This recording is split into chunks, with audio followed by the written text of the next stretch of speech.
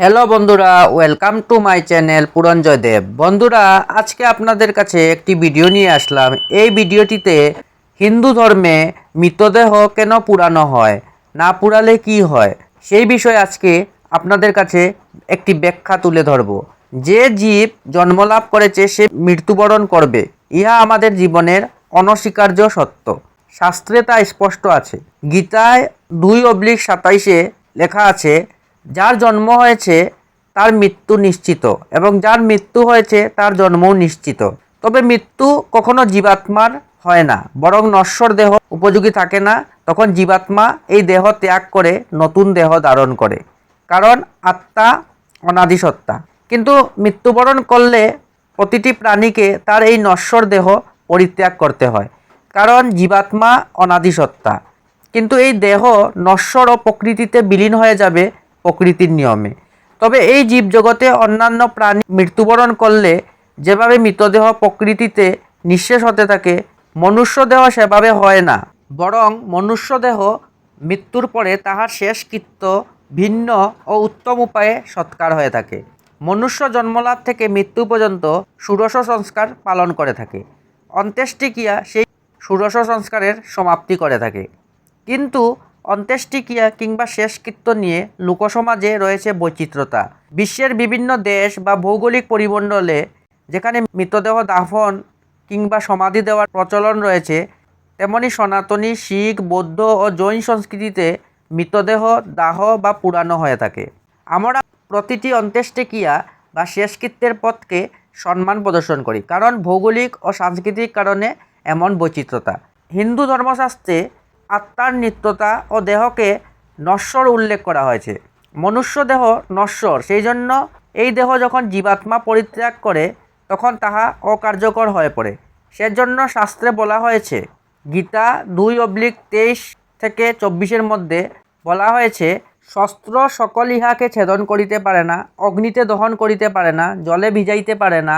এই আত্মা অছেদ্য, অধার্য, অক্লেশ্য, অশুষ্য, ইনি নিত্য, সর্বব্যাপী, স্থির, অচল, সনাতন, অব্যক্ত, অচিন্ত, অবিকার্য বলিয়া কথিত হন। জীবাত্মা অবিনাশী সত্তা হওয়ায় মুখ্য অর্জনের জন্য বারংবার এই জগতে ফিরে আসতে হয়, এবং বিবিধ যোনিতে তাহার পুনর্জন্ম হয়ে থাকে। জীবাত্মা যেন তাহার কর্মফল ভোগ করে পুনঃ নিজকে এই জন্ম মৃত্যুর বন্ধন থেকে মুক্ত করে মুখ্য অর্জনে সক্ষম হতে পারে। ইহা স্পষ্ট যে জীবাত্মা এই দেহের অংশ নয়, এবং জীবাত্মা অনাদি এবং দেহ নশ্বর। সে নশ্বর দেহ জীবাত্মা যখন ত্যাগ করে তখন এই দেহের মধ্যে থাকা অনুভূতি, চেতনা কিছু বিদ্যমান থাকে না। কোনো ইন্দ্রিয়, কোনো শক্তি কিংবা কোনো চেতনা বিদ্যমান না থাকাতে ইহা অকার্যকর হিসাবে পরিণত হয়। সেজন্য মনুষ্য সমাজ শেষকৃত্যের মাধ্যমে সে নশ্বর দেহের পরিসমাপ্তি ঘটিয়ে থাকে।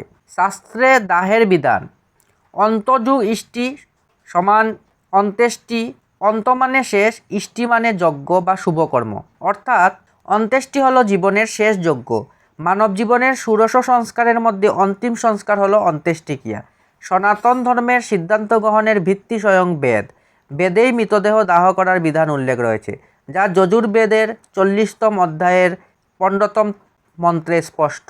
যজুর্বেদ 40:15 আছে, হে কর্মশীল জীব, শরীর ত্যাগের সময় পরমাত্মার নাম অতম স্মরণ করো।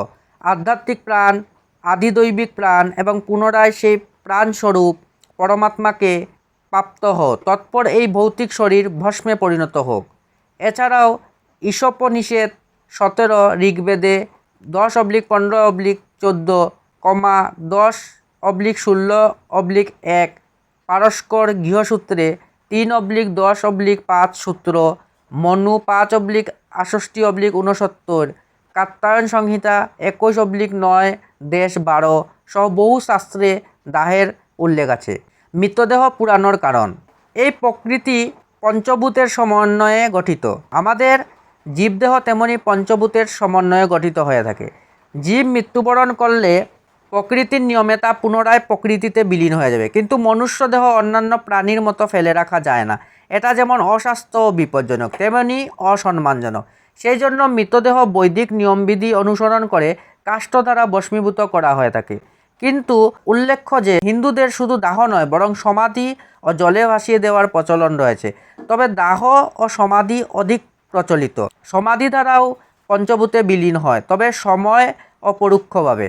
অর্থাৎ সনাতন ধর্মে সমাধিও গ্রহণযোগ্য, কিন্তু মৃতদেহ দাহকে অধিক মান্যতা ও উত্তম হিসাবে বিবেচনা করা হয়েছে। মৃতদেহ দাহের উপকারিতা ও যৌক্তিকতা। মৃতদেহ কিংবা সমাধি উভয় প্রকারের রোগ জীবাণু ছড়ানো থেকে প্রতিরোধ করে, কিন্তু মৃতদেহ দাহ করার মাধ্যমে সে রোগ ছড়ানোর সম্ভাবনা সমূলে বিনষ্ট হয়।